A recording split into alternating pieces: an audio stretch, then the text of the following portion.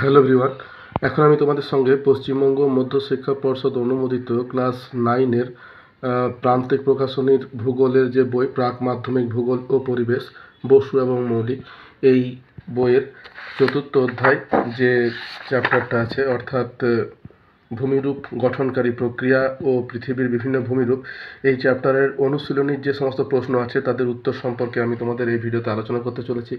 তো তোমরা একটু মন দিয়ে ভিডিওটা দেখো এবং শোনো, তাহলে কিন্তু এই চ্যাপ্টার সম্পর্কে মোটামুটি একটা ধারণা এবং তার প্রশ্ন উত্তরের ধারণা কিন্তু তোমরা পেয়ে যাবে। তো চলো শুরু করা যাক। তাহলে দেখো 67 নাম্বার পেজে যে তোমার অনুশীলনী প্রশ্ন আছে তার মধ্যে প্রথমে 1 নম্বরে আছে সঠিক উত্তরটি নির্বাচন করো, প্রশ্ন মানে 1। তো 1 নম্বর প্রশ্ন আছে হিমালয় পর্বত একটি, উত্তর হবে খ ভঙ্গিল পর্বত। 2 হচ্ছে ভারতের সাতপুরা একটা, তোমার হচ্ছে ভারতের সাতপুরা হচ্ছে একটা ভঙ্গিল স্তূপ পর্বতের উদাহরণ, গটা হবে তোমার স্তূপ পর্বতের উদাহরণ। বিন্ধ্য পর্বত হলো একটা ভঙ্গিল পর্বত। তারপর দেখো আছে আরাবল্লী হলো একটা ভঙ্গিল পর্বত। আরাবল্লী ভঙ্গিল পর্বত, একটা প্রাচীন ভঙ্গিল পর্বত হচ্ছে তোমার আরাবল্লী, ক্ষয়জাত কিন্তু নয়। নেক্সট দেখো যেটা আছে ক হবে অ্যান্সার। দেখো ব্রহ্মপুত্র অববাহিকার সমভূমিটি প্লাবন সমভূমি, খটা হবে উত্তর প্লাবন সমভূমি। তারপর দেখো আন্দিজ পর্বত হলো একটা ভঙ্গিল পর্বত, খটা হবে উত্তর ভঙ্গিল পর্বত। তারপর দেখো আছে স্তূপ পর্বতের শীর্ষ দেশ, উত্তর হবে গ চ্যাপ্টা প্রকৃতির। তারপরে 8 নম্বর আছে দেখো গ্রস্থ উপত্যকা দেখা যায় ক স্তূপ পর্বতে। 9 নম্বর দেখো আছে ভারতের একটি জীবন্ত আগ্নেয় পর্বত হলো, উত্তর হবে গ ব্যারেন। নেক্সট আছে ভঙ্গিল পর্বত সৃষ্টি হয়, উত্তর হবে ক পাললিক শিলা থেকে। নেক্সট দেখো পৃথিবীর বৃহত্তম উচ্চ মালভূমি হলো ক তিব্বত মালভূমি। নেক্সট দেখো আছে পৃথিবীর ছাদ বলা হয়, উত্তর হবে খ পামির মালভূমিকে। এবার দেখো 13 নাম্বার আছে লাভা গঠিত মালভূমির উদাহরণ হচ্ছে, উত্তর হবে গ ডেকান ট্র্যাপ। 14 নম্বর দেখো আছে চীনের হুয়াংহো নদী অববাহিকার সমভূমিটি হলো একটি ড্যাশ গ, সেটা হবে লোয়েস সমভূমি। 15 নম্বর আছে দেখো মাউন্ট ফুজিয়ামা আগ্নেয়গিরি হলো একটি খ সুপ্ত আগ্নেয়গিরি। নেক্সট দেখো হচ্ছে আলপস একটি, কটা হবে অ্যান্সার ভঙ্গিল পর্বত। তারপর 17 নম্বর আছে দেখো হটস্পট গঠিত হয়, উত্তর হবে ক অভিসারী পাত সীমানাতে। 18 নম্বর আছে দেখো প্লায়া হ্রদকে কেন্দ্র করে কোন ধরনের সমভূমি গড়ে ওঠে, উত্তর হবে ঘ পেডিমেন্ট। নেক্সট দেখো আছে ভূমধ্যসাগরের আলোকস্তম্ভ বলা হয় কাকে, গ স্ট্রমলিকে। নেক্সট দেখো 20 নম্বর আছে সমপ্রায় ভূমির অনুচ্চ টিলাগুলি হলো, উত্তর হবে ক মোনাডোনক। 21 নম্বর আছে একটি পর্বত বেষ্টিত মালভূমি হলো, উত্তর হবে ক তিব্বত মালভূমি। 22 নম্বর দেখো আছে গুরুমণ্ডলের উপরের অংশটিকে বলে, উত্তর হবে গ অ্যাস্থেনোস্ফিয়ার। নেক্সট দেখা আছে ইউরোপীয় পাত এবং আফ্রিকান পাতের মাঝে গড়ে উঠেছে, উত্তর হবে খ আলপস। নেক্সট দেখো 24 নম্বরে আছে আধুনিক পাত সংস্থান তত্ত্বের জনক হলো, উত্তর হবে গ এক্স লে পিঁচো। এরপরে 25 নম্বর দেখো আছে ভারতের ছোট নাগপুর মালভূমি হচ্ছে এক ধরনের খ ব্যবচ্ছিন্ন মালভূমি। নেক্সট দেখো আছে লোয়েস সমভূমি দেখা যায় যে অববাহিকায়, উত্তর হবে খ হুয়াংহো অববাহিকায়। মহীভাবক আলোড়ন বা 27 নম্বরে আছে মহীভাবক আলোড়নে শিলাস্তরে দেখা যায়, উত্তর হবে ক চ্যুতি। তারপরে 28 নম্বর দেখো আছে কোন পর্বতের উৎপত্তির সঙ্গে নগ্নিভবন প্রক্রিয়া জড়িত, উত্তর হবে গ ক্ষয়জাত। তারপরে দেখো 29 নম্বরে আছে স্তূপ পর্বত সৃষ্টি হয়, উত্তর হবে ক মহীভাবক আলোড়নের জন্য। 30 নম্বর দেখো আছে পৃথিবীর দীর্ঘতম ভঙ্গিল পর্বত হলো, উত্তর হবে গ আন্দিজ। নেক্সট দেখো আছে 31 নম্বরে সমতল শীর্ষ বিশিষ্ট বৃহৎ মালভূমিকে বলে, উত্তর হবে ক মেসা। 32 নম্বরে আছে দেখো ধ্বংসাত্মক পাত সীমা হলো, উত্তর হবে ক অভিসারী পাত সীমান্ত। 33 নম্বর দেখা আছে হিমালয় পার্বত্য অঞ্চলে একসময় অবস্থান করত, উত্তর হবে ক টেথিস সাগর। 34 নম্বর দেখো অন্তর্জাত প্রক্রিয়ার একটা উদাহরণ হলো, উত্তর হবে ঘ ভূমিকম্প। তারপরে 35 নম্বরে দেখো আছে সিঁড়ির মতো ধাপে ধাপে সৃষ্টি হয়, উত্তর হবে খ লাভা মালভূমি। তাহলে এই গেল তোমার 1 নম্বরে। এরপর দেখো 2 নম্বরে দেওয়া আছে শুদ্ধ অশুদ্ধ, অর্থাৎ ঠিক বেঠিক সেটা করতে হবে। তো 1 নম্বরে দেখো আছে ভারতের ব্যারেন একটি জীবন্ত আগ্নেয়গিরি, এটা হচ্ছে শুদ্ধ। 2 নম্বর পরেশনাথ একটি ক্ষয়জাত পর্বত, এটাও শুদ্ধ। সাতপুরা একটা স্তূপ পর্বত, এটাও শুদ্ধ।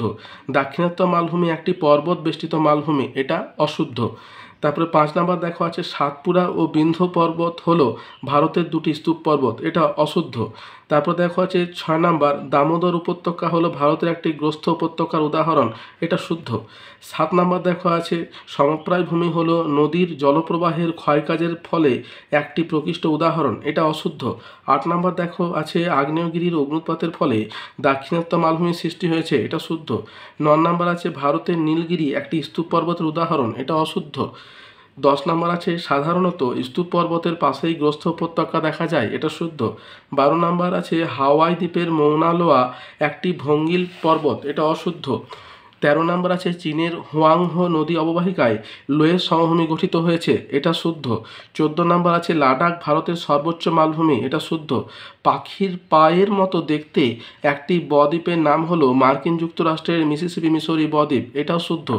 16 নাম্বার পৃথিবীর বৃহত্তম বদ্বীপ সমভূমিটি হলো গঙ্গা ব্রহ্মপুত্র মেঘনার সমভূমি, এটা অশুদ্ধ।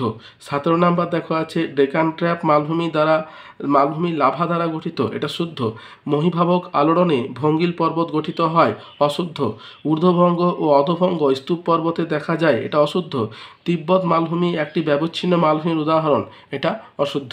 তাহলে এই গেল তোমার শুদ্ধ অশুদ্ধ। এরপর 3 নম্বরে দেখো দেওয়া আছে উপযুক্ত শব্দ বসিয়ে শূন্যস্থান পূরণ, প্রশ্নমান 1।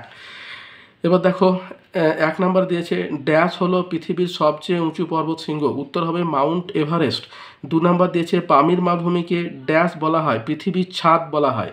3 নাম্বার বলছে ড্যাশ আলোড়নের ফলে প্রধানত ভঙ্গিল পর্বত গঠিত হয়, উত্তর হবে গিরিজনী আলোড়নের ফলে। 4 নাম্বার আছে দেখো 100 থেকে 900 মিটার উঁচু এবং অল্প দূর ছড়ানো শিলাস্তূপকে ড্যাশ বলে, উত্তর হবে পাহাড় বলে। 5 নাম্বার দেখো পৃথিবীর অধিকাংশ ভঙ্গিল পর্বত ড্যাশ পাতের সংঘর্ষের ফলে সৃষ্টি হয়, উত্তর হবে মহাদেশীয় পাতের। 6 নাম্বার দেখো দুটি সমান্তরাল চ্যুতির মধ্যবর্তী অংশের উত্থানের ফলে সৃষ্টি হওয়া পর্বতকে ড্যাশ বলে, উত্তর হবে স্তূপ পর্বত বলে। 7 নাম্বার হচ্ছে ড্যাশ মালভূমি খনিজ সম্পদে সমৃদ্ধ, উত্তর হবে ছোটনাগপুর মালভূমি। 8 নাম্বার আছে দেখো লোয়েস কথাটির অর্থ হলো ড্যাশ স্থানচ্যুত বস্তু, লোয়েস কথাটির অর্থ হচ্ছে স্থানচ্যুত বস্তু। 9 নাম্বার হচ্ছে 300 থেকে 600 মিটার উচ্চতাযুক্ত নিচু মালভূমিগুলিকে ড্যাশ মালভূমি বলে, উত্তর হবে নিম্ন মালভূমি বলে, অর্থাৎ শূন্যস্থানে বসবে নিম্ন। 10 নাম্বার দেখো প্লেট বা পাত কথাটি সর্বপ্রথম ব্যবহার করেন J.T. Wilson, WILSON। 11 নাম্বার দেখো আছে ড্যাশ পর্বতে জীবাশ্ম দেখা যায়, উত্তর হবে ভঙ্গিল পর্বতে। জাপানের ফুজিয়ামা হলো ড্যাশ শ্রেণীর পর্বত, উত্তর হবে আগ্নেয় শ্রেণীর পর্বত। 13 নম্বর হচ্ছে the great rift valley dash পাঁচ সীমানা অঞ্চলে অবস্থিত, উত্তর হবে তোমার প্রতিসারি পাঁচ সীমানা অঞ্চলে। এরপর দেখো 4 নম্বরে আছে স্তম্ভ মেলাও। প্রথমে দেখো 1 নম্বরে আছে আন্দিজ পর্বত, এটা হবে ইয় অর্থাৎ দক্ষিণ আমেরিকায় অবস্থিত। 2 নম্বর আছে ভঙ্গিল পর্বত, এটা হবে ক অর্থাৎ ভাঁজের সঙ্গে সম্পর্কিত। 3 নম্বর আছে তোমার ব্যারেন, যেটা হবে তোমার ঘ অর্থাৎ আগ্নেয় পর্বত। তারপর 4 নম্বর দেখো হচ্ছে লাদাখ মালভূমি, যেটা খ হবে কাশ্মীরে অবস্থিত। তারপর দেখো আছে বাজাদা, এটা হবে গ অর্থাৎ সাহারা মরুভূমিতে দেখা যায়। ঠিক আছে, তাহলে এই হচ্ছে তোমার ডান দিকের সঙ্গে বাম দিকের মিল। এরপর দেখো 2-1 কথায় উত্তর, এটাও 1 নাম্বার ভূত্বক কাকে বলে। তাহলে ভূত্বক কাকে বলে এটার জন্য তোমাকে 45 পাতায় যেতে হবে। 45 পাতাতে তোমাদের দেওয়া আছে যে ভূত্বক কাকে বলে। তাহলে দেখো এইখানে এই যে দেওয়া আছে ভূত্বক বা শিলামণ্ডল, দেখতে পাচ্ছ আশা করি, ভূত্বক বা শিলামণ্ডল। তাহলে যেটাই শিলামণ্ডল সেটাই হচ্ছে ভূত্বক। তাহলে এইখান থেকে তোমাকে লিখতে হবে, এই জায়গা থেকে এত দূর পর্যন্ত লিখতে হবে, গঠন করেছে পর্যন্ত। তারপরেও যদি তোমার লিখতে চাও তাহলে কেন্দ্রমণ্ডল সৃষ্টি করেছে এত দূর পর্যন্তও লিখতে পারো, তবে এত দূর পর্যন্ত লিখলেই হবে, শিলামণ্ডল গঠন করেছে। এরপরে দেখো আছে ভারতের একটি ভঙ্গিল পর্বতের উদাহরণ দাও। আরাবল্লী, হ্যাঁ, আরাবল্লী হচ্ছে একটা প্রাচীন ভঙ্গিল পর্বতের উদাহরণ। ভারতের প্রাচীনতম পর্বত ও উচ্চতম মালভূমির নাম করো। তাহলে প্রাচীনতম পর্বত হচ্ছে আরাবল্লী আর উচ্চতম মালভূমি হচ্ছে তোমার লাদাখ। ঠিক আছে, তারপর দেখো 4 নাম্বার হচ্ছে একটি স্তূপ পর্বতের উদাহরণ দাও। সাতপুরা, ভারতের সাতপুরা হচ্ছে স্তূপ পর্বতের উদাহরণ। তারপরে 5 নাম্বার দেখো দিয়েছে একটা সঞ্চয়জাত পর্বতের উদাহরণ দাও, মানে আগ্নেয় পর্বতের, এটা হবে ভারতের ব্যারেন হচ্ছে সঞ্চয়জাত পর্বতের উদাহরণ। নেক্সট 6 নাম্বার দিয়েছে গঠন এবং আকৃতি অনুসারে আগ্নেয়গিরি কত রকমের হয়, উত্তর হবে তোমার 4 রকমের। এবার দেখো আছে 7 নাম্বার বলছে গ্রস্থ উপত্যকা কাকে বলে। এটার জন্য তোমরা 55 পাতায় চলে এসো। 55 পাতা, গ্রস্থ উপত্যকা অর্থাৎ স্তূপ পর্বতের সঙ্গে সম্পর্কিত একটা স্তূপ। দেখো গ্রস্থ উপত্যকা, দেখো এখানে যে আছে চ্যুতি দ্য গ্রেট, এই দেখো গ্রস্থ উপত্যকা। দ্য গ্রেট রিফট ভ্যালি পৃথিবীর দীর্ঘতম গ্রস্থ উপত্যকা। ঠিক আছে, গ্রস্থ উপত্যকা তোমার দুটি চ্যুতির মধ্যবর্তী স্থানে তোমার সৃষ্টি হয়।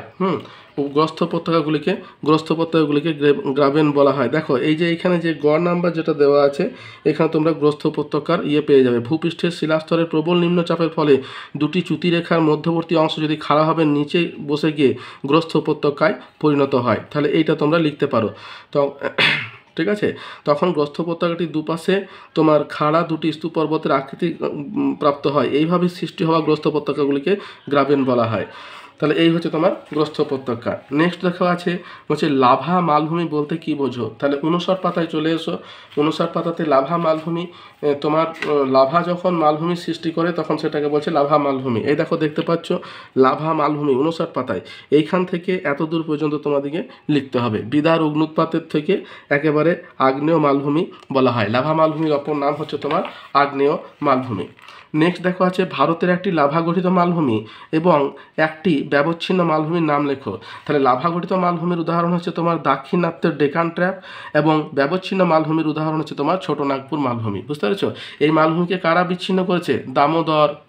দামোদর নদ, তারপর তোমার ওই কংসাবতী, এগুলো তোমার ওগুলোকে ব্যবচ্ছিন্ন করেছে। তাহলে ছোট নাগপুর মালভূমি হচ্ছে ব্যবচ্ছিন্ন মালভূমির উদাহরণ।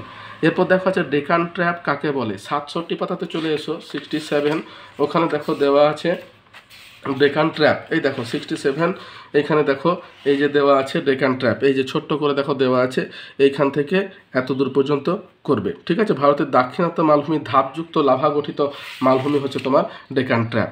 নেক্সট দেখো আছে ভারতের একটি স্তূপ পর্বতের উদাহরণ দাও। উত্তর হবে তোমার সাতপুরা। তারপর দেখো 12 নাম্বার আছে পৃথিবীর বৃহত্তম গ্রস্থ উপত্যকা কোনটি। দ্য গ্রেট রিফট ভ্যালি হচ্ছে তোমার পৃথিবীর বৃহত্তম গ্রস্থ উপত্যকা। নেক্সট দেখো 13 নাম্বার দিয়েছে পশ্চিমঘাট পর্বত কি জাতীয় পর্বত। স্তূপ পর্বত। পশ্চিমঘাট পর্বত হচ্ছে একটা স্তূপ পর্বত। 14 নম্বর দেখো আছে পৃথিবীর বৃহত্তম বদ্বীপ সমভূমি কোনটি। দেখো মাজুলি হচ্ছে তোমার পৃথিবীর বৃহত্তম বদ্বীপ সমভূমি। 64 পাতায় চলে এসো। দেখো এখানে দেওয়া থাকবে, এই দেখো বদ্বীপ সমভূমি, এই যে এখানে দেওয়া আছে। এখানে দেখো এই যে বদ্বীপ সমভূমি এবং এখানে উদাহরণ হিসাবে দেখো দেওয়া আছে গঙ্গার মোহনায় অবস্থিত বদ্বীপটি হলো পৃথিবীর বৃহত্তম বদ্বীপ সমভূমি। এটার নাম হচ্ছে তোমার মাজুলি। বুঝতে পেরেছো? গঙ্গার মোহনায় অবস্থিত সমভূমিটা। তারপরে দেখো যেটা আছে, দেখো নেক্সট প্রশ্ন হচ্ছে বৃহত্তম বদ্বীপ সমভূমির পর আছে ভারতের একটি সবিরাম আগ্নেয়গিরির নাম লেখো। সবিরাম মানে বিরামের সঙ্গে বর্তমান, সেটা হচ্ছে তোমার ভারতের ব্যারেন হচ্ছে একটা সবিরাম আগ্নেয়গিরির উদাহরণ। 16 নম্বর দেখো পৃথিবীর উচ্চতম আগ্নেয়গিরির নাম লেখো। এটা হবে তোমার ওজোতেল সালাডো হচ্ছে তোমার পৃথিবীর উচ্চতম আগ্নেয়গিরি। তারপর দেখো ভারতের একমাত্র পর্বত বেষ্টিত মালভূমিটির নাম কি। উত্তর হবে তোমার তিব্বত মালভূমি। এরপর দেখো আছে 6 নম্বরের, এখানে নিচের প্রশ্নগুলির সংক্ষিপ্ত উত্তর দাও। প্রশ্নমান হচ্ছে 2। প্রথমে দেখো যেটা আছে হচ্ছে পৃথিবীর ভূমিরূপের সংজ্ঞা এবং শ্রেণীবিভাগ করো। 45 পাতাতে চলে এসো, বইয়ের 45 পাতায়। তা দেখো এখানে ভূমিরূপের শ্রেণীবিভাগ। দেখো ভূমিরূপ কাকে বলে, এই দেখো এখানে দেওয়া আছে ভূমিরূপ কাকে বলে। প্রথমে লিখবে ভূমিরূপ কাকে বলে এবং শ্রেণীবিভাগ হচ্ছে 3টে ভাগে ভাগ করা হয়, অর্থাৎ পর্বত, মালভূমি এবং সমভূমি। ঠিক আছে, এখানে প্রশ্নটা বলছে সংজ্ঞা এবং শ্রেণীবিভাগ করো। তাহলে ভূমিরূপ কাকে বলে এখানে হয়ে গেল। এবার দেখো পর্বত, মালভূমি, সমভূমি এই 3টে ভাগে এটাকে ভাগ করা হয়। তাহলে এইখান থেকে তোমার এত দূর পর্যন্ত লিখলেই কিন্তু তোমাদের প্রশ্নের উত্তর হয়ে যাবে। নেক্সট যেটা আছে সেটা হচ্ছে দেখো 2 নম্বর বলছে পর্বত এবং পর্বত শ্রেণী কাকে বলে। 47 পাতাতে চলে এসো।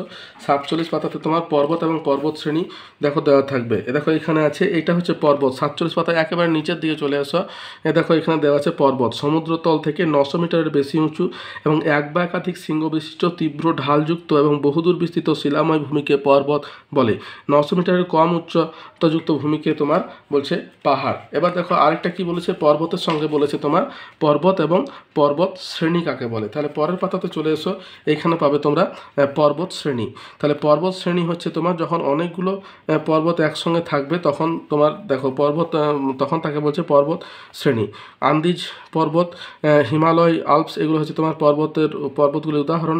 এবার দেখো এখানে পর্বত শৃঙ্গ খাড়াভাবে শৃঙ্গ বিশিষ্ট হয় এবং এটাকে পর্বত শ্রেণী বলে। এই দেখো এইখানে দেওয়া আছে 4 নাম্বার যেটা আছে পর্বতের যে বৈশিষ্ট্য সেখানে দেখো দেওয়া আছে, দেখতে পাচ্ছ পর্বতের যে বৈশিষ্ট্য 48 পাতাতে, একাধিক পর্বত বা শৈলশিরা পরস্পর সমান্তরালে অবস্থিত হলে তখন তাকে শুধুমাত্র পর্বত না বলে পর্বত শ্রেণী বলা হয়, যেমন হিমালয় পর্বত শ্রেণী। ঠিক আছে, নেক্সট প্রশ্ন কি আছে, নেক্সট হচ্ছে দেখো বলছে যে উৎপত্তি অনুসারে উদাহরণ সহ পর্বতের শ্রেণীবিভাগ করো। 48 পাতাতে চলে এসো, দেখো পর্বতের শ্রেণীবিভাগ। এখানে প্রথমেই দেখো দেওয়া আছে পর্বত কাকে বলে এবং এরপরে দেখো পর্বতের শ্রেণীবিভাগ করেছে যে কী কী ভাগে তোমার পর্বতকে তোমার ভাগ করা হয়।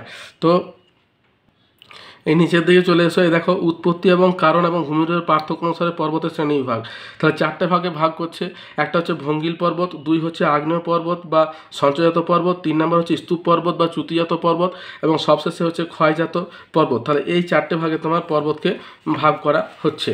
নেক্সট দেখো আছে হচ্ছে সব সিল্ড অঞ্চলই মালভূমি, কিন্তু সব মালভূমি সিল্ড অঞ্চল নয়, বুঝিয়ে বলো। তাহলে এটা তোমরা 60 পাতাতে চলে এসো, তোমাদের বইয়ের 60 পাতায়, সেখানে দেখো সিল্ড এবং মালভূমি দুটো জিনিস সম্পর্কে দেওয়া আছে 60 পেজ। এই দেখো এখানে যে দেওয়া আছে, এই যে পরের একদম শেষের দিকে দেখতে পাচ্ছ এই যে মহাদেশীয়, দেখতে পাচ্ছ 60 পেজে এই যে অংশটা আছে, এই যে এখান থেকে লিখতে হবে মহাদেশীয় মালভূমি বা সিল্ডের বৈশিষ্ট্য।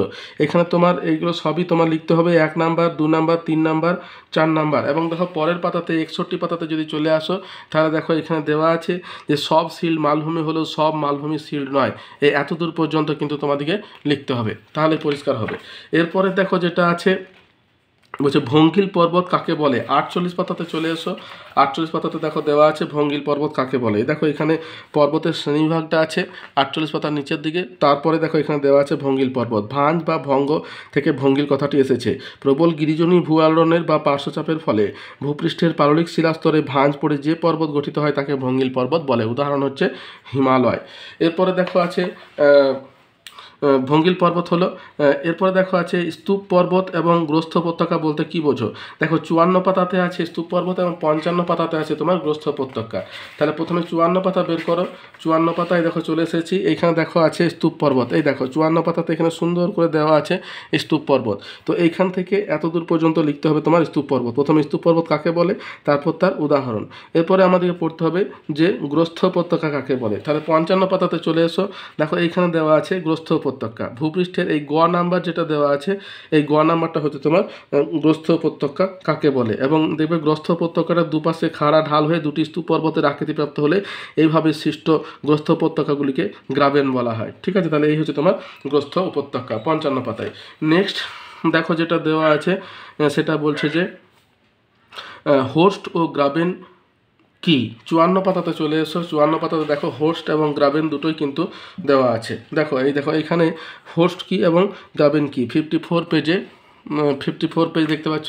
তো এইখানে দেখো হোস্ট এবং গ্রাবেন গ্রস্থ উপত্যকাতে তোমার মহীভবক আলোড়নের ফলে সৃষ্টি হয় এবং এখানে তোমার দেখো এই যে চ্যুতিরেখা এবং গ্রাবেন এই দেখো এইখান থেকে শুরু করতে হবে হোস্টটা, এই যে নিচের দিকে এখানে যে তোমার দাগ দেওয়া আছে দেখতে পাচ্ছ, আশা করি এই যে দাগ দেওয়া আছে দুটি সমান্তরাল চ্যুতির মধ্যবর্তী অংশ উত্থানের ফলে, তারপরে পরের পাতায় চলে আসো 55 পাতাতে, উত্থানের ফলে সৃষ্টি হওয়া স্তূপ পর্বতকে হোস্ট বলা হয়। হোস্ট স্তূপ পর্বতের উদাহরণ। আবার এইখান থেকে এইটুকু দেওয়া আছে দেখো গ্রাবেন। ঠিক আছে, অর্থাৎ ভূপৃষ্ঠের শিলাস্তরের প্রবল নিম্নচাপের ফলে কোনো সময় দুটি সমান্তরাল চ্যুতিরেখার মধ্যবর্তী অংশ যদি খাড়াভাবে নিচে বসে গিয়ে গ্রস্থ উপত্যকায় পরিণত হয় তখন গ্রস্থ উপত্যকাটির দুপাশের খাড়া অংশ দুটি স্তূপ পর্বতের আকৃতি প্রাপ্ত হয়। এইভাবে সৃষ্টি হওয়া গ্রস্থ উপত্যকাগুলিকে গ্রাবেন বলা হয়। তাহলে হোস্ট এবং গ্রাবেন এই দুটো পেলে। এরপরে দেখো যে প্রশ্নটা আছে সেটা হচ্ছে যে ক্ষয়জাত পর্বত বা অবশিষ্ট পর্বত কাকে বলে। তাহলে ক্ষয়জাত পর্বতের অপর নাম হচ্ছে তোমার অবশিষ্ট পর্বত। 56 পাতাতে চলে এসো, 56 পাতাতে আছে তোমার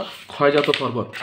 দেখো ক্ষয়জাত পর্বত কাকে বলে। এইরকম জায়গাতে দেখো 56 পাতাতে এই যে এখানে দেওয়া আছে ক্ষয়জাত পর্বত বা অবশিষ্ট পর্বত। এইখান থেকে এতদূর পর্যন্ত আরাবল্লী পর্যন্ত তোমাকে লিখতে হবে। ঠিক আছে, ভারতের অবশিষ্ট পর্বতের নাম হচ্ছে তোমার আরাবল্লী। তাহলে এরপরে দেখো যে প্রশ্নটা আছে সেটা হচ্ছে তোমার ক্ষয়জাত পর্বতের পর 9 নাম্বার আছে, দেখো আগ্নেয় পর্বত বা আগ্নেয়গিরি বা সঞ্চয়জাত পর্বত কাকে বলে। 52 পাতাতে চলে এসো, সঞ্চয়জাত পর্বত বা আগ্নেয় পর্বত। তাহলে দেখো ভারতের আরাবল্লী একদিকে যেমন তোমার ক্ষয়জাত পর্বত, অন্যদিকে কিন্তু তোমার ভঙ্গিল পর্বতের উদাহরণ হচ্ছে। তাহলে দেখো যে আগ্নেয় পর্বত কাকে বলে বা সঞ্চয়জাত পর্বত, তাহলে এইখান থেকে শুরু করে তোমাদের এতদূর পর্যন্ত লিখতে হবে। তারপরে যদি উদাহরণ দিতে যাও তাহলে উদাহরণ দিতে পারো জাপানের ফুজিয়ামা, আফ্রিকার কিলিমাঞ্জারো, ইতালির ভিসুপিয়াস, ভারতের ব্যারন এবং নারকোন্ডাম। ঠিক আছে, তাহলে এই হচ্ছে তোমার আগ্নেয় পর্বত। নেক্সট দেখো যেটা আছে সেটা বলছে যে ব্যবচ্ছিন্ন মালভূমি কাকে বলে। 60 নাম্বার পাতাতে চলে এসো, পেজ নাম্বার 60 নাম্বার পেজে দেখো ব্যবচ্ছিন্ন মালভূমি, অর্থাৎ কোনো মালভূমি যখন নদী দ্বারা বিচ্ছিন্ন হয় তখন সেটাকে ব্যবচ্ছিন্ন মালভূমি বলে। এই দেখো ব্যবচ্ছিন্ন মালভূমি। নদী, বায়ুপ্রবাহ, হিমবাহ, বৃষ্টির জল ইত্যাদি প্রাকৃতিক শক্তির দ্বারা নগ্নিভবন ক্রিয়ার দ্বারা কোনো প্রাচীন এবং বিস্তীর্ণ মালভূমি ক্ষয়প্রাপ্ত হয়ে নরম শিলায় গঠিত অংশ বেশি ক্ষয়প্রাপ্ত হয়ে নদী উপত্যকা সৃষ্টি হয় এবং কঠিন শিলায় গঠিত কম ক্ষয়প্রাপ্ত উচ্চ মালভূমির আকারে অবস্থান করে। এইভাবে কোনো প্রাচীন মালভূমি যখন ছোট বড় নদী উপত্যকা দ্বারা বিচ্ছিন্ন হয়ে মালভূমির আকারে অবস্থান করে তখন তাকে ব্যবচ্ছিন্ন মালভূমি বলা হয়। ভারতের ছোটনাগপুর মালভূমি হচ্ছে এর উদাহরণ। এবং এর মধ্য দিয়ে প্রবাহিত যে নদীগুলি আছে অর্থাৎ তোমার দামোদর, তারপরে তোমার ওই সুবর্ণরেখা, এগুলো হচ্ছে সৃষ্ট নদী। বুঝতে পেরেছো? তাহলে এই হচ্ছে তোমার ব্যবচ্ছিন্ন মালভূমি। নেক্সট যে প্রশ্নটা আছে সেটা হচ্ছে পর্বত বেষ্টিত মালভূমি বলতে কী বোঝো। তাহলে পর্বত বেষ্টিত মালভূমি 59 পাতায় চলে এসো, 59 পাতাতে আছে তোমার পর্বত বেষ্টিত মালভূমি। এই দেখো পর্বত বেষ্টিত মালভূমি 59 পাতার একেবারে উপরের দিকে আছে। পর্বত দ্বারা বেষ্টিত যে মালভূমি সেটা হচ্ছে পর্বত বেষ্টিত মালভূমি। তাহলে এখানে লিখবে পর্বত বেষ্টিত মালভূমি। তারপরে দেখো এখানে উদাহরণ দিতে পারো পামির মালভূমি, পৃথিবীর উচ্চতম পর্বত মালভূমি, তার হিমালয়ের কারাকোরাম, এইগুলো হচ্ছে তোমার পর্বত মালভূমি। আর তার সঙ্গে তোমার এই ছবিটা তোমরা দেওয়ার চেষ্টা করো। ঠিক আছে, তাহলে কিন্তু ভালো হবে পর্বত বেষ্টিত মালভূমি। নেক্সট দেখো যেটা আছে বলছে পলিগঠিত এবং বন্যা গঠিত সমভূমি অথবা প্লাবনভূমি কি।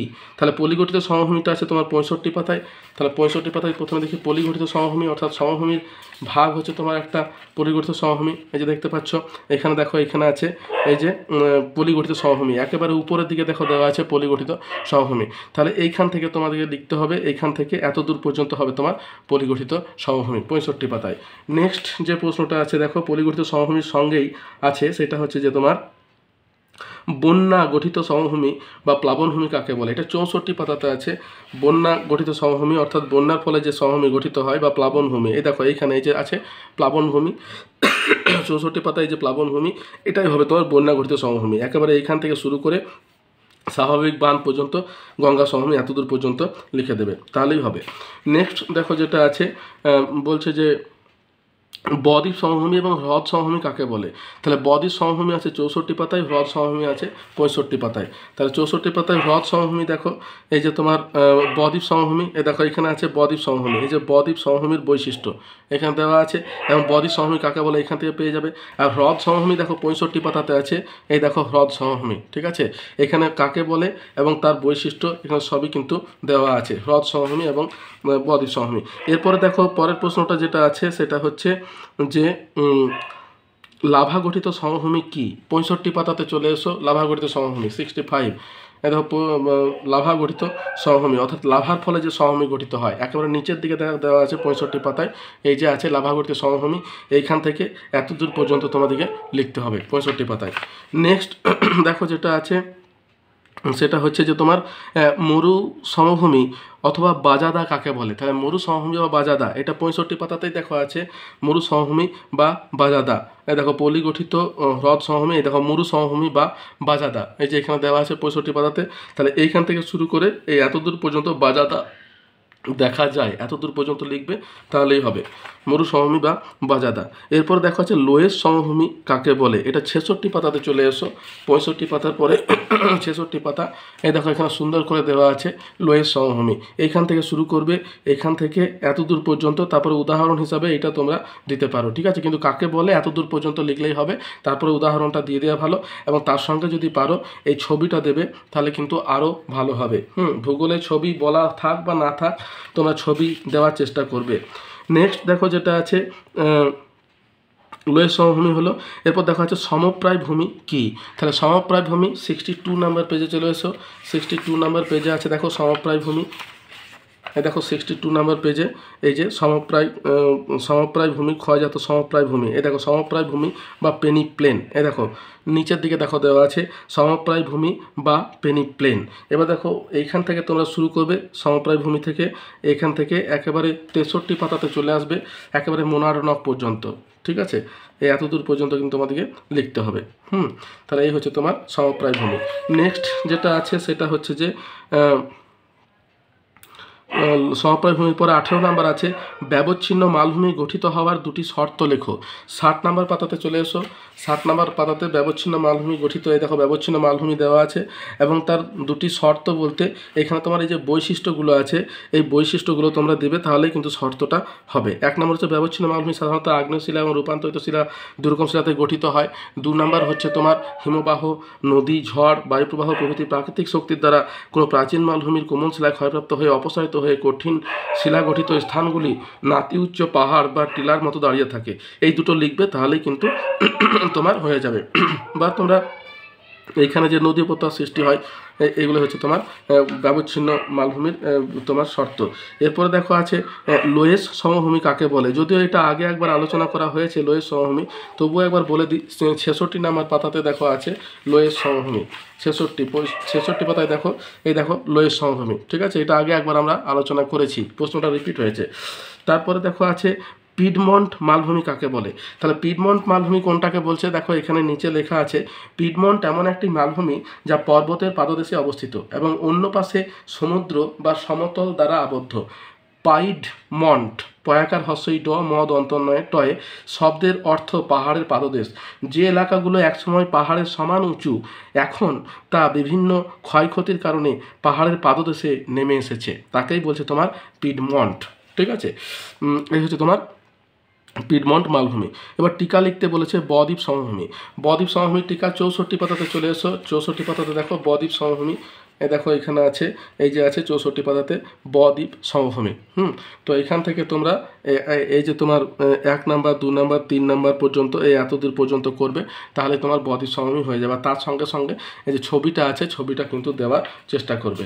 নেক্সট দেখো যে প্রশ্নটা আছে সেটা হচ্ছে যে সিল্ড মালভূমি কাকে বলে। 60 নাম্বার পাতাতে চলে এসো, পেজ নাম্বার 60। এখানে দেখো দেওয়া আছে সিল্ড মালভূমি। এই দেখো এখানে আছে মালভূমি এবং এখানে আছে মহাদেশীয় মালভূমি বা সিল্ড মালভূমি। সিল্ড কথাটির অর্থ হচ্ছে তোমার প্রাচীন, বুঝতে পেরেছো? তাহলে এইখান থেকে তোমাদের করতে হবে এত দূর পর্যন্ত। তাহলে প্রাচীন শিলা দ্বারা গঠিত যে মালভূমি সেটাকে তোমার বলছে সিল্ড মালভূমি, যেটা মহাদেশীয় মালভূমি নামেও পরিচিত। নেক্সট যে প্রশ্নটা আছে দেখো বলছে 23 নাম্বার প্রশান্ত মহাসাগরীয় আগ্নেয় মেঘলা কি। তো এটার জন্য তোমরা 50 পাতাতে চলে এসো, পেজ নাম্বার 50। ওখানে দেখো দেওয়া আছে প্রশান্ত মহাসাগরীয় আগ্নেয় মেঘলা। মেঘলা কথাটির অর্থ হচ্ছে তোমার মালা, এবং প্রশান্ত মহাসাগরকে চারিদিকে যেভাবে ঘিরে আছে আগ্নেয়গিরিগুলি সেটাকেই বলছে তোমার প্রশান্ত মহাসাগরীয় আগ্নেয় মেঘলা। দেখো 50 পাতাতে আমরা চলে এসেছি এবং এখানে এই দেখো এখানে দেওয়া আছে প্রশান্ত মহাসাগরীয় আগ্নেয় মেঘলা, দেখতে পাচ্ছ আশা করি। এই যে এখানে আছে তোমার প্রশান্ত মহাসাগরীয় আগ্নেয় মেঘলা। তাহলে এটা লিখলেই তোমার হবে প্রশান্ত মহাসাগরীয় আগ্নেয় মেঘলা, এবং তাহলেই তোমাদের ক্লিয়ার হবে। এরপরে দেখো যেটা দেওয়া আছে প্রশান্ত মহাসাগরীয় আগ্নেয় মেঘলার পর বলছে মালভূমিকে টেবিল ল্যান্ড বলে কেন।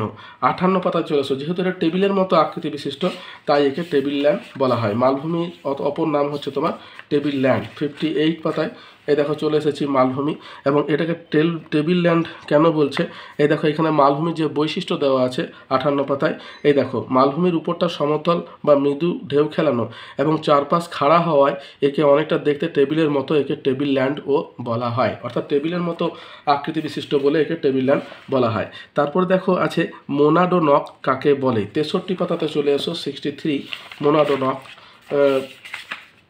63। এই দেখো এখানে আছে মোনাডোনক। এই দেখো নদী গঠিত যে সমপ্রায় ভূমি তার মাঝে যে টিলা গঠিত অবস্থান করে তাকে বলছে তোমার মোনাডোনক। তাহলে মোনাডোনক তোমাকে লিখতে গেলে এই যে স্পেনি প্লেন বা সমপ্রায় ভূমি যেটা আছে একদম পুরো 62 পাতা থেকে শুরু করতে হবে। এইখান থেকে শুরু করে এই অনুচ্চ পার্বত্য টিলাগুলি থেকে 63 পাতাতে এই টিলা দেখা যায়, এদের মোনাডোনক বলে। এতদূর পর্যন্ত আমাদের করতে হবে। এরপরে যে প্রশ্নটা আছে সেটা হচ্ছে যে 7 নাম্বার নিচের প্রশ্নগুলি সংক্ষেপে ব্যাখ্যা করো। প্রশ্নমান 3। তাহলে প্রথম যে প্রশ্নটা আছে সেটা হচ্ছে পার্থক্য লেখো ম্যাগমা ও লাভা। 52 পাতাতে চলে এসো, 52 নাম্বার পেজে আছে ম্যাগমা এবং লাভার মধ্যে পার্থক্য। এই দেখো 52 নাম্বার পেজ। এখানে দেখো ছকের আকারে দেওয়া আছে ম্যাগমা এবং লাভার মধ্যে পার্থক্য। এই তিনটে পার্থক্য লিখে দেবে, তাহলেই হবে। নেক্সট প্রশ্ন আছে তোমার, পার্থক্য লেখো স্তূপ পর্বত ও গ্রস্ত উপত্যকা। তাহলে স্তূপ পর্বত গ্রস্ত উপত্যকা 55 নাম্বার পেজে চলে এসো। এই দেখো এখানে দেওয়া আছে স্তূপ পর্বত এবং গ্রস্ত উপত্যকা, এখানে একটা দেওয়া আছে এবং 56 নাম্বার পেজে আরও তোমার তিনটে দেওয়া আছে, টোটাল 4টে পার্থক্য দেওয়া আছে। তাহলে এই 4টে পার্থক্যই তোমরা করবে। নেক্সট যে প্রশ্নটা আছে দেখো, সেটা হচ্ছে যে পাহাড় এবং পর্বতের মধ্যে পার্থক্য। 3 নাম্বার দিয়েছে, পার্থক্য লেখো পাহাড় এবং পর্বত। 48 নাম্বার পেজে চলে এসো। 48 নাম্বার পেজে তোমার পাহাড় এবং পর্বতের পার্থক্য দেওয়া আছে। এই দেখো 48 নাম্বার পেজে, এই দেখো এখানে দেওয়া আছে ছকের আকারে পাহাড় এবং পর্বত। টোটাল 5টা পার্থক্য আছে, এই 5টা পার্থক্যই তোমরা করবে। নেক্সট যেটা আছে দেখো, 4 নম্বরে পার্থক্য লেখো ক্ষয়জাত পর্বত ও সঞ্চয়জাত বা আগ্নেয় পর্বত। 57 নম্বর পাতাতে চলে এসো। ক্ষয়জাত এবং সঞ্চয়জাত পর্বতের মধ্যে পার্থক্য এখানে দেওয়া আছে। দেখো এখানে 9টা প্রায় পার্থক্য দেওয়া আছে। তোমাদের যেহেতু এই প্রশ্নটা 3 নম্বরের আছে, তাই মিনিমাম 6টা করার চেষ্টা করবে, তবে 9টা করলে আরও ভালো। ঠিক আছে। নেক্সট দেখো আছে পার্থক্য লেখো হচ্ছে মহীভাবক আলোড়ন এবং গিরিজনী আলোড়ন। 46 পাতাতে চলে এসো, পেজ নাম্বার 46। দেখো এখানেই দেখো মহীভাবক এবং গিরিজনী আলোড়নের এখানে পার্থক্য দেওয়া আছে 4টি, এই 4টি পার্থক্যই করবে, তাহলেই হবে। তারপরে দেখো আছে পার্থক্য লেখো অন্তর্জাত এবং বহির্জাত প্রক্রিয়া। 47 পেজে দেখো এই যে অন্তর্জাত প্রক্রিয়া এবং বহির্জাত প্রক্রিয়ার মধ্যে পার্থক্য। টোটাল এখানে 4টে পার্থক্য দেওয়া আছে, এই 4টেই করবে। নেক্সট দেখো দেওয়া আছে 7 নম্বরে আছে পেনিপ্লেন এবং পেডিপ্লেন। দেখো আমি তোমাদের বলি নদী ক্ষয়চক্রের শেষ অবস্থায় সৃষ্টি হয় পেনিপ্লেন, আর মরু ক্ষয়চক্রের শেষ অবস্থায় সৃষ্টি হয় পেডিপ্লেন। 63 পাতাতে দেখো চলে এসো, 63 নাম্বার পেজে পেনিপ্লেন এবং পেডিপ্লেন। এই দেখো এখানে দেওয়া আছে পেনিপ্লেন এবং পেডিপ্লেন। পেনিপ্লেনটার অপর নাম হচ্ছে সমপ্রায় ভূমি, আর পেডিপ্লেনটার অপর নাম হচ্ছে পাদদেশীয় সমভূমি। এটা নদী ক্ষয়চক্রের শেষ অবস্থা, এটা মরু ক্ষয়চক্রের শেষ অবস্থা। তাহলে এখানে দেখো এই 3টে পার্থক্য দেওয়া আছে, এই 3টে পার্থক্যই করবে। নেক্সট দেখো যেটা দেওয়া আছে 8 নাম্বার হচ্ছে পর্বত বেষ্টিত মালভূমি ও ব্যবচ্ছিন্ন মালভূমির তুলনা করো। এটা দেখো তোমাদের অন্য বই অর্থাৎ গরাঙের যে বইটা আছে, এই গরাঙের বইয়ের 63 পাতাতে তোমাদের কাছে যদি থাকে ভালো, আর না হয় এটা স্ক্রিনশট নিতে পারো। এখানে দেখো খুব সুন্দর করে দেওয়া আছে প্রত্যেকটা মালভূমির একে অপরের সঙ্গে তুলনা। তো প্রথমে দেখো তোমাদের পর্বত বেষ্টিত মালভূমি এবং ব্যবচ্ছিন্ন মালভূমি সম্পর্কে চেয়েছে। তো এখানে 1, 2, 3, 4, 5, 6টা দেওয়া আছে, এই 6টাই তোমরা করবে। ঠিক আছে, এই 4টেই কিন্তু তোমাদের কাজে লাগবে। এখানে দেখো পর্বত বেষ্টিত ব্যবচ্ছিন্ন লাহা মালভূমি এবং সিল মালভূমি 4টে পাশাপাশি দেওয়া আছে, এই 4টেই কিন্তু তোমাদের দেখবে পরবর্তী। এখন এই দুটো তোমরা করলে এরপরে দেখবে এই দুটোও কিন্তু তোমাদের করতে হবে। নেক্সট দেখো যেটা আছে ভঙ্গিল পর্বতের বৈশিষ্ট্য কি কি। 51 পাতাতে চলে এসো, ভঙ্গিল পর্বতের বৈশিষ্ট্যগুলো পেয়ে যাবে। 51 পাতাতে দেখো দেওয়া আছে 51 পেজ। এই দেখো ইয়েলো কালারের যে বক্সটা দেওয়া আছে, এখানে তোমাদের এইখান থেকে একদম 8টা বৈশিষ্ট্য দেওয়া আছে, এই 8টা বৈশিষ্ট্যই কিন্তু তোমাদেরকে করতে হবে। নেক্সট দেখো যেটা দিয়েছে 10 নম্বর উদাহরণ সহ স্তূপ পর্বতের বৈশিষ্ট্য আলোচনা করো। 54 পাতাতে চলে এসো, স্তূপ পর্বতের বৈশিষ্ট্য। দেখো এখানে এই যে হচ্ছে স্তূপ পর্বত, স্তূপ পর্বত কাকে বলে এবং স্তূপ পর্বতের উৎপত্তি এবং স্তূপ পর্বতের বৈশিষ্ট্য। এই দেখো এখানে দেখো দেওয়া আছে স্তূপ পর্বতের বৈশিষ্ট্য, এই যে বক্স আকারে এখানে দেওয়া আছে স্তূপ পর্বতের বৈশিষ্ট্য। টোটাল 8টা এখানেও দেওয়া আছে, এই 8টাই করবে। নেক্সট দেখো স্তূপ পর্বতের বৈশিষ্ট্য হলো স্তূপ পর্বতের বৈশিষ্ট্য। এরপর দেখো আছে অবশিষ্ট পর্বত কিভাবে সৃষ্টি হয়। অবশিষ্ট পর্বতের অপর নাম কী গো? ক্ষয়জাত পর্বত। তাহলে 56 পাতাতে চলে এসো, এখানে দেখো দেওয়া আছে ক্ষয়জাত পর্বত বা অবশিষ্ট পর্বত। এই দেখো এখানে যে উৎপত্তিটা দেওয়া আছে, এই উৎপত্তিটা তোমাদেরকে লিখতে হবে 56 পাতাতে। এই দুটোই লিখতে হবে, 1 নাম্বার 2 নাম্বার, এই দুটোই তোমার এত দূর পর্যন্ত তোমাকে করতে হবে, তাহলেই হবে ক্ষয়জাত পর্বত। নেক্সট যে প্রশ্নটা আছে সেটা হচ্ছে তোমার অবশিষ্ট মালভূমির বৈশিষ্ট্যগুলি কী কী।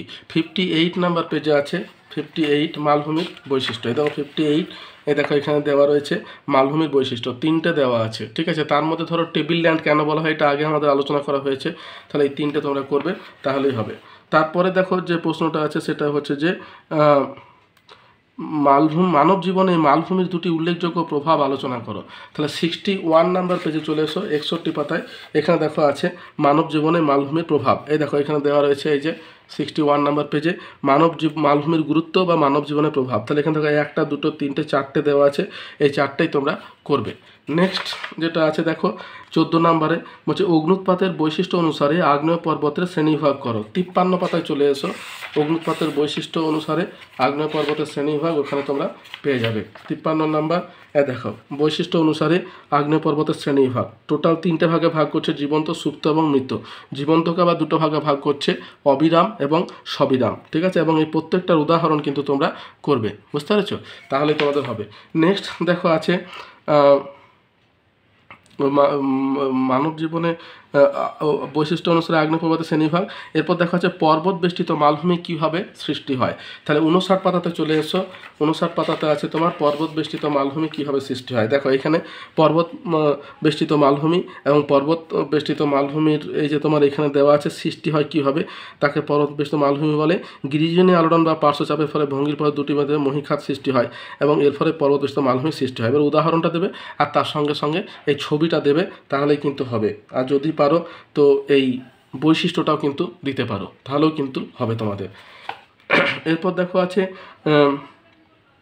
পর্বতস্থ মালভূমি। পরে আছে 16 নম্বর উৎপত্তি এবং গঠন অনুসারে উদাহরণ সহ সমভূমির শ্রেণীবিভাগ করো। তাহলে 62 পাতাতে চলে এসো, দেখো এখানে আছে তোমার সমভূমির শ্রেণীবিভাগ। এই দেখো এখানে আছে সমভূমি, এই যে উৎপত্তি গঠন অনুসারে সমভূমিকে টোটাল 3টে ভাগ করছে, একটা ভূ আন্দোলনের ফলে গঠিত, একটা ক্ষয়জাত এবং একটা সঞ্চয়জাত।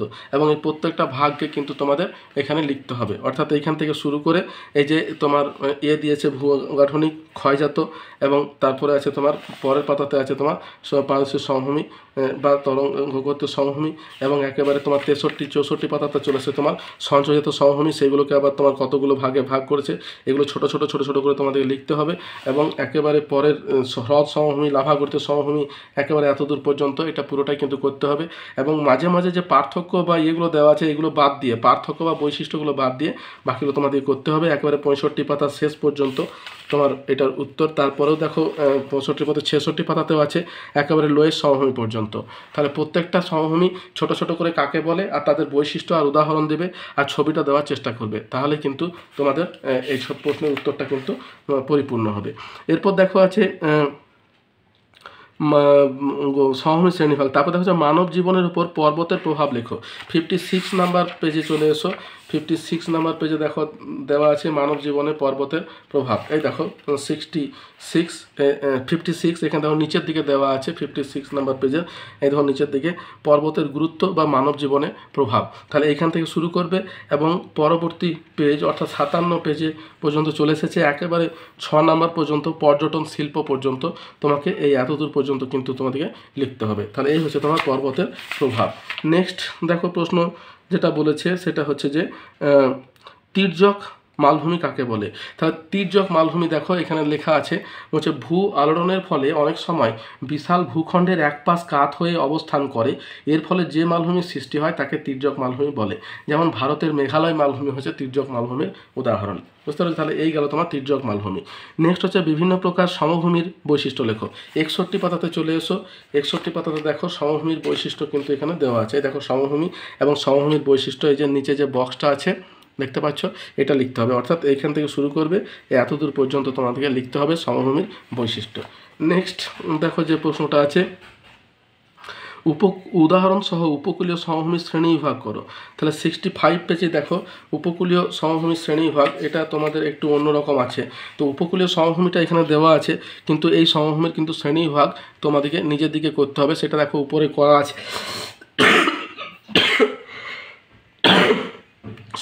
উপকূলীয় সমভূমি হচ্ছে দুই প্রকার। একটা হচ্ছে তোমার ভারতের পূর্ব উপকূলীয় সমভূমি, যেমন মালাবার উপকূল সমভূমি, এবং 2 নম্বর হচ্ছে ভারতের পশ্চিম উপকূলীয় সমভূমি, যেমন কৃষ্ণা নদীর বদ্বীপ সমভূমি অঞ্চলটা, ঠিক আছে। তাহলে এই দুটো ভাগে তোমার উপকূলীয় সমভূমিকে ভাগ করা হয়।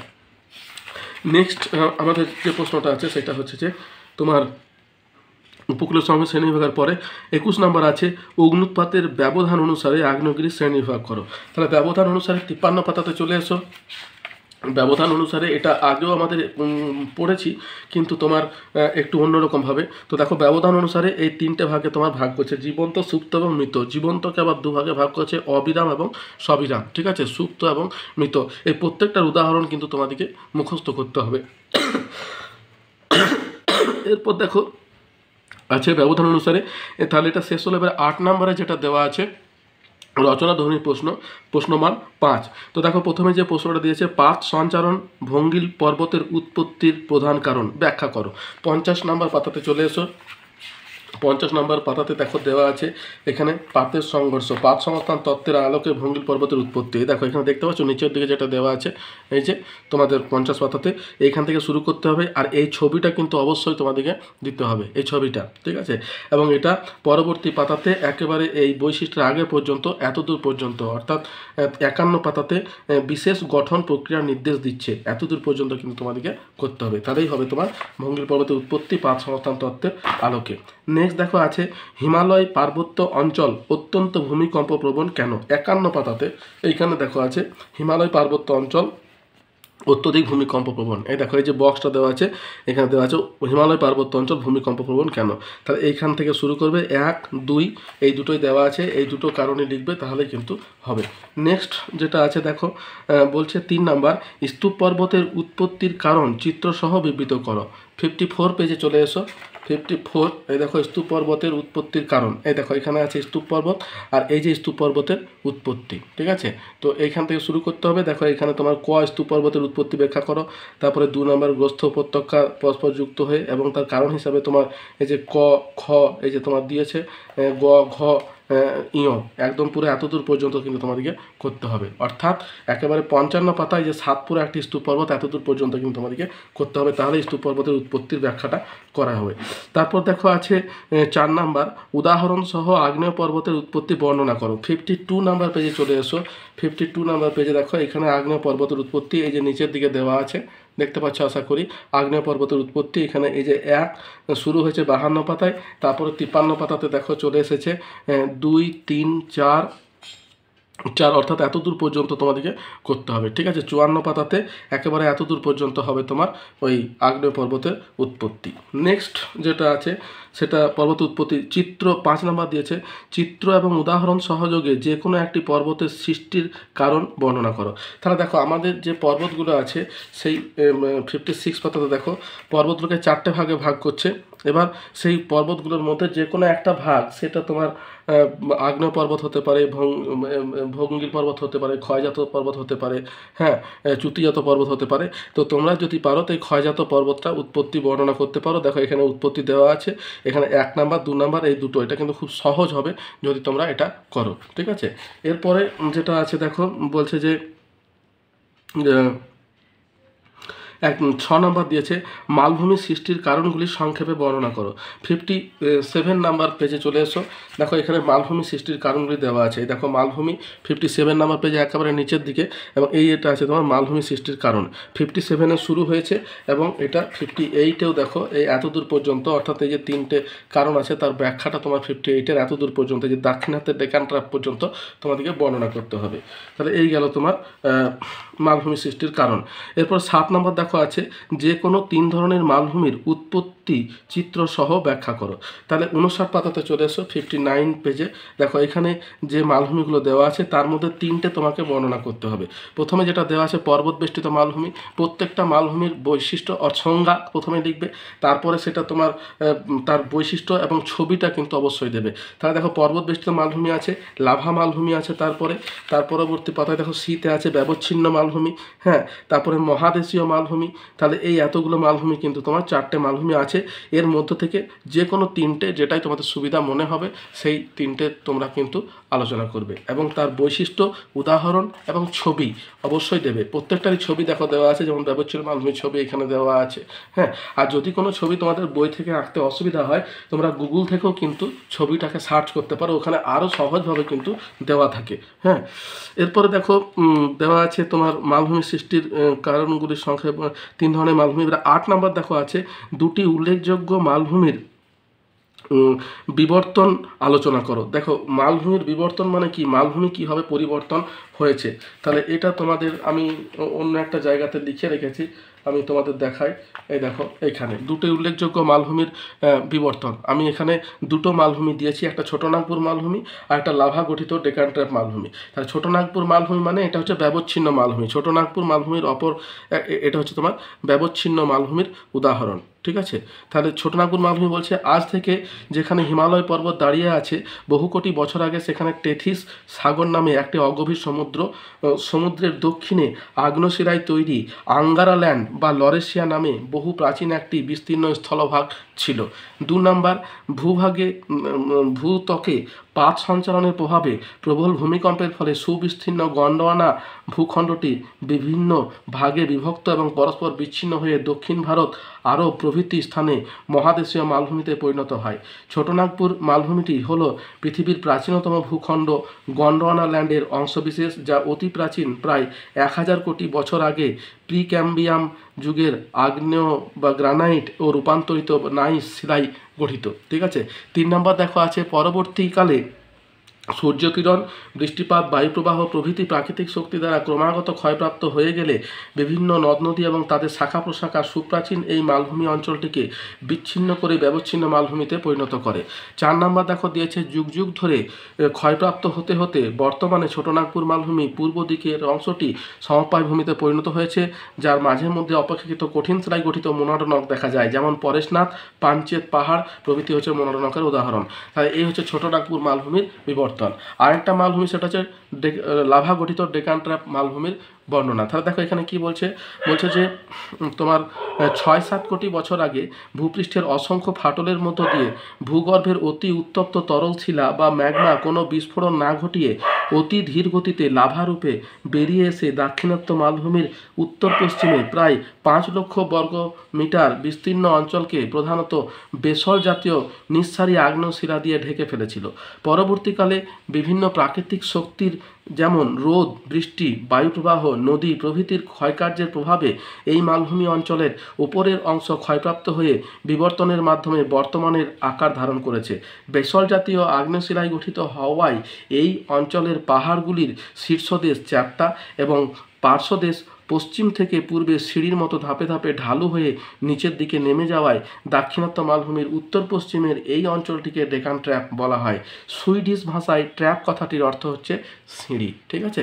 তাহলে এই হলো দুটো মালভূমির বিবর্তন, ছোটনাগপুর মালভূমি বা ব্যবচ্ছিন্ন মালভূমি এবং লাভা গঠিত মালভূমি বা লাভা গঠিত ছোটনাগপুর মালভূমি। এরপর দেখো 9 নম্বরে আছে উৎপত্তি অনুসারে মালভূমি শ্রেণী বিভাগ করো এবং যে কোনো 2 প্রকার মালভূমির বিবরণ দাও। তাহলে 58 পেজে চলে এসো। এখানে দেখো মালভূমির শ্রেণী বিভাগ আছে এবং দেখো এখানে মালভূমিকে তোমার শ্রেণী বিভাগ করেছে উচ্চ মালভূমি এবং নিম্ন মালভূমি, এবং উৎপত্তি অনুসারে দেখো এই যে কতগুলো ভাগে ভাগ করেছে: ভূ আলোড়নের ফলে গঠিত মালভূমি, ক্ষয়ের ফলে গঠিত মালভূমি, সঞ্চয় বা আগ্নেয় মালভূমি এবং অন্যান্য মালভূমি। তো এই সমস্ত মালভূমিগুলোর মধ্যে যে কোনো দুটো মানে তোমরা পর্বত বেষ্টিত মালভূমি এবং লাভা গঠিত মালভূমি, এই যে দুটো মালভূমি আছে এই দুটো মালভূমি সম্পর্কে আলোচনা করবে এবং তাদের ছবিটা অবশ্যই দেওয়ার চেষ্টা করবে। তাহলে এই হচ্ছে তোমার উৎপত্তি অনুসারে মালভূমি শ্রেণীভাগ এবং যে কোনো 2টি বিভাগের বর্ণনা। এরপর 10 নম্বর দিয়েছে যে কোনো 3 প্রকার সমভূমি চিত্রসহ বর্ণনা করো। 63 নম্বর পেজে চলে এসো, পেজ নাম্বার 63। দেখো সমভূমি, এই দেখেন এখানে তোমার সমভূমির ভাগগুলো সবই দেওয়া আছে, ক্ষয়জাত সমভূমি, সঞ্চয়জাত সমভূমি, হ্যাঁ সব রকম। তো এই সমভূমিগুলোর মধ্যে এই দেখো সমভূমির মধ্যে যে কোনো তোমার কটা বলেছে, এখানে বলেছে যে কোনো 3 প্রকার সমভূমির বর্ণনা দাও। তাহলে এখানে তোমরা পাদদেশীয় সমভূমি, তরঙ্গ কর্তৃত সমভূমি এবং সমপ্রায় ভূমি, এই 3টে তোমরা আলোচনা করবে, তাহলেই হবে। ঠিক আছে। এর পরের প্রশ্নটা দেখো দেওয়া আছে, বলছে সমভূমি চিত্র পাত সংস্থান তত্ত্বের সাহায্যে হিমালয়ের উৎপত্তি ব্যাখ্যা করো। 50 পাতাতে চলে এসো। এটা যদিও আমরা আগে একবার আলোচনা করেছি পাত সংস্থান তত্ত্বের আলোকে ভঙ্গিল পর্বতের উৎপত্তি বা হিমালয়ের উৎপত্তি। দেখো এইখানে এই যে দেখো পাত সংস্থান তত্ত্বের আলোকে ভঙ্গিল পর্বতের উৎপত্তি করবে। তারপরে দেখো পরের পাতাতে চলে এসো, এইখানে কিন্তু হিমালয় পর্বতমালা দেখো উদাহরণস্বরূপ এই যে দেওয়া আছে যে ইউরেশিয়া এবং ভারতীয় পাতের সংঘর্ষে এশিয়ার হিমালয় পর্বতমালা। ঠিক আছে। এই যে হিমালয় পর্বতমালার উৎপত্তি হয়েছে এইটা তোমার লিখলেই তোমার হবে। তাহলে প্রথমে তোমরা ভঙ্গিল পর্বতের উৎপত্তি পাত সংস্থান তত্ত্বের আলোকে বর্ণনা করবে এবং তারপর তার উদাহরণ হিসাবে ইউরেশিয়া এবং ভারতীয় পাতের সংঘর্ষের ফলে কিন্তু এশিয়া হিমালয় পর্বতমালার সৃষ্টি হয়েছে, এটা বললেই কিন্তু তোমাদের হবে। এরপর দেখো যেটা আছে যে চিত্র সহযোগে সঞ্চয় কাজের দ্বারা সৃষ্ট সমভূমির বিবরণ দাও। তাহলে সঞ্চয় কাজের ফলে সৃষ্ট সমভূমি 64 পাতাতে চলে এসো, 64। এখানে দেখো সঞ্চয় কাজের ফলে গঠিত সমভূমিগুলো বর্ণনা দেওয়া আছে। এই দেখো সঞ্চয় কাজের ফলে গঠিত সমভূমি।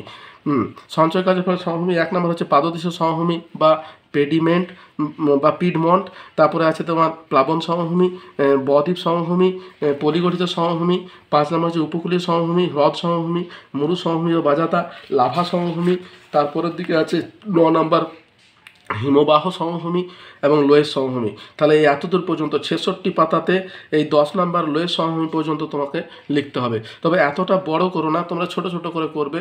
প্রথমে ছোট একটা সংজ্ঞা দেবে যে লোয়েস সমভূমি কাকে বলে, তারপরে তার উদাহরণ দেবে এবং ছবি যেগুলো দেওয়া আছে, যেমন ধরো এখানে লোয়েস সমভূমি ছবি দেওয়া আছে, প্রত্যেকটার ছবি কিন্তু দেওয়া আছে অল্প অল্প করে। হ্যাঁ, উপকূলীয় সমভূমি, এ দেখো উপকূলীয় সমভূমির সৃষ্টি, তাহলে এই ছবিগুলো কিন্তু তোমরা দেওয়ার চেষ্টা করবে। নেক্সট দেখো যেটা আছে বলছে গ্রস্থ উপত্যকার উৎপত্তি এবং বৈশিষ্ট্য চিত্রসহ ব্যাখ্যা করো। 54 পাতাতে চলে এসো। 54 পাতাতে গ্রস্থ উপত্যকার উৎপত্তি এবং সৃষ্টি সম্পর্কে দেখো। এই দেখো গ্রস্থ উপত্যকার উৎপত্তি, এই যে এইখানে যে ছবিটা আছে এই ছবিটা দিতে হবে। তাহলে এই জায়গাটা হচ্ছে তোমার গ্রস্থ উপত্যকা বা গ্রাবেন, ঠিক আছে? এই ছবিটা দিতে পারো, অথবা এই দেখো এইখানে এই যে দুটো চ্যুতি আছে তার মাঝে এই যে আছে এটা গ্রস্থ উপত্যকার বর্ণনা। এবার দেখো কিভাবে সৃষ্টি হয় সেটা তোমরা এইখান থেকে লিখবে। গ্রস্থ উপত্যকা, এই যে এইখান থেকে এই যে গ নাম্বার যেটা আছে এটা গ্রস্থ উপত্যকার বর্ণনা দেওয়া আছে। ভূপৃষ্ঠের শিলাস্তরের প্রবল নিম্নচাপের ফলে কোনো দুটি সমান্তরাল চুরির মধ্যবর্তী অংশ খাড়া হবে নিচে বসে গিয়ে গ্রস্থ উপত্যকায় পরিণত হয়। তখন গ্রস্থ উপত্যকার দুপাশের খাড়া এবং দুটি স্তূপ পর্বতের আকৃতি প্রাপ্ত হয়। এইভাবে সৃষ্ট হওয়ায় গ্রস্থ উপত্যকাকে গ্রাবেন বলা হয়। তারপরে তোমার এই যে তোমার স্তূপ পর্বত বিরাজ করে গ্রস্থ উপত্যকা বলে। তারপর দ্য গ্রেট রিফট ভ্যালি, এটাও তোমরা এটার সঙ্গে যুক্ত করতে পারো। তাহলে দেখো আমি মোটামুটি সমস্ত প্রশ্নের উত্তর তোমাদের সঙ্গে আলোচনা করার চেষ্টা করলাম। যদি ভিডিওটা তোমাদের ভালো লেগে থাকে তাহলে একটা লাইক দিও, বন্ধুদের সঙ্গে শেয়ার করো আর চ্যানেলটা সাবস্ক্রাইব করে রাখো। আর যদি কোনো প্রশ্ন থাকে আমাকে কমেন্ট বক্সে কমেন্ট করো, আমি তোমাদের প্রশ্নের উত্তর দেওয়ার যথাসাধ্য চেষ্টা করব। তাহলে এতদূর পর্যন্তই, দেখা হচ্ছে পরের ভিডিওতে। ধন্যবাদ।